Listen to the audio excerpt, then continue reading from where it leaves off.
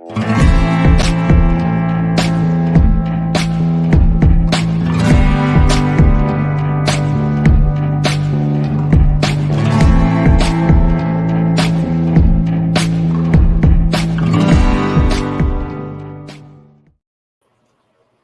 right, welcome back, Brew Crew, to another episode of All Things Considered. I don't really know what I want to do with this show. Initially, it was a pre-recorded show where I gave shout-outs and talked about all the positive things going on in the community.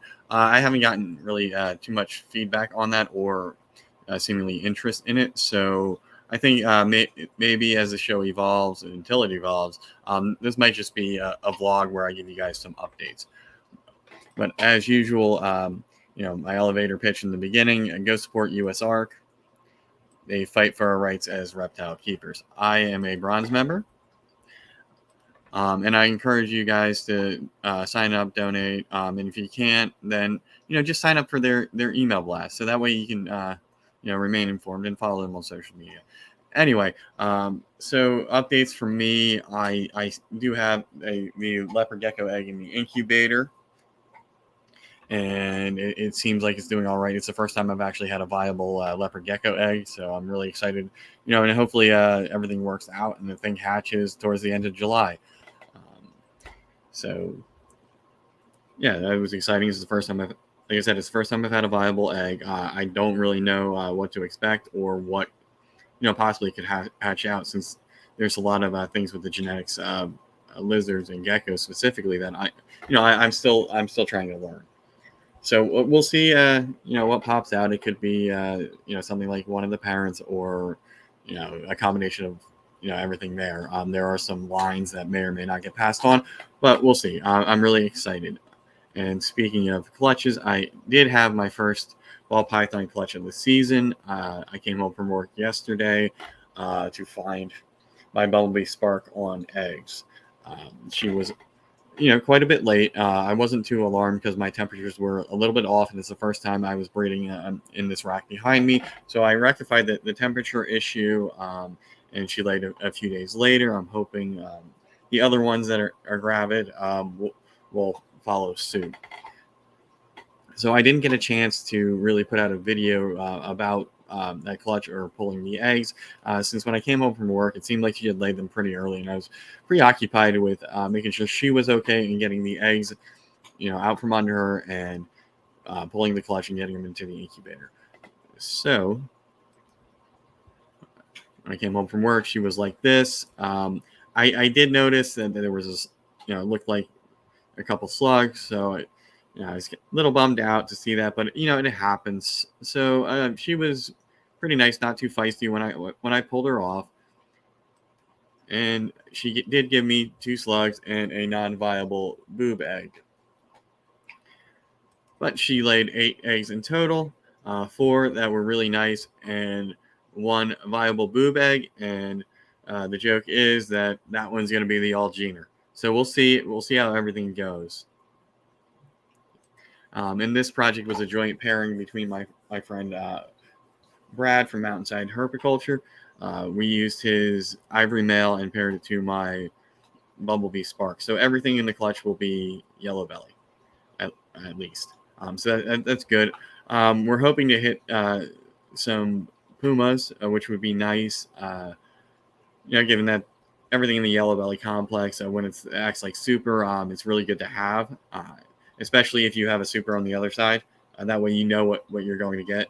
In this case, we won't be trying to figure out whether something is spark, because everything that is spark will have to be a puma, based on the pairing. So that's exciting. I don't really know, what I'm going to do with once it hatches. I think if I hit a female puma, I will hold her back. But other than that, I'll probably be looking to move on from this animal. So stay tuned. And plus, I have to wait to see what Brad wants to do with his share of that clutch. So, like I said, stay tuned and see what comes up in the future. The clutch is due to pip or, be cut towards the end of August. So there will be a video and an update about that. So, and so that's it regarding, clutches for now. I do have a butter that was paired to my Super Pastel Leopard butter that is due any day now. I was really hoping that she would go around the same time as the Bumblebee Spark. But I don't mind her being a couple days, spread apart. That way, when it comes to feeding the hatchlings, I'm not, overwhelmed with, let's say 10 at a time. Maybe it's 5 here and then 5 a couple days later, something like that. So stay tuned for that. I'm hoping, with the next few days, she'll drop and I'll have another update for y'all. But in the meantime, I wanted to show you some of the animals that I have available. So this guy is on my morph market. He is a champagne pastel. He's from my first clutch. The pairing was a champagne pastel, possible het lavender, to my normal het pied. So I mean, there's a chance that he could have those hets in him, but I doubt it. So I'm not selling him as that. He's got a pretty good pattern. Looks a little bit like Dad, but more yellows. It's more pronounced right now, and he's not as gritty. So if you're interested in him, let me know. He's listed for $125 on my morph market, but I want him to move, so I'm willing to make a deal on him. The other one from that collection that's available is this pastel. She's not listed on my morph market, but she still is available. I don't know the price on her yet. I was thinking maybe $75, but it could be less if you want to make a deal for both of them. This one I think is going to prove out to be het for pied based on the tracks and a little bit of a ringer there, but we'll see. I just want to make sure they go to a good home and get them out of my hatchling rack so I can make room for what's coming from this season. So yeah, if you want both of those together, I think it could be a pretty cool pairing to grow them up. We'll make a deal and get them shipped in the same box. Or if you're local, just let me know and we can meet up. And the last one, I'm not sure if I want to let her go yet, but she is a super pastel. I really like her pattern, which is why I may keep her. But I do have a super pastel and she butter ghost growing up that's going to be ready around the same time, and I'd rather work the recessives and have the other codoms in there in addition to just knowing everything's going to be pastel. So if you shoot me the right price, she should be ready to breed for next season. She was a little small on the smaller side this year, so I didn't pair her. So we'll see. I really like her pattern though, and I know everybody's mixed about pastel.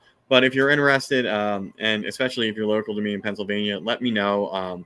We can make a deal because I have other animals growing up, and I want to make sure that I don't have animals that I'm not using that I may not necessarily neglect, but not be my primary focus. So if you're interested in her, let me know.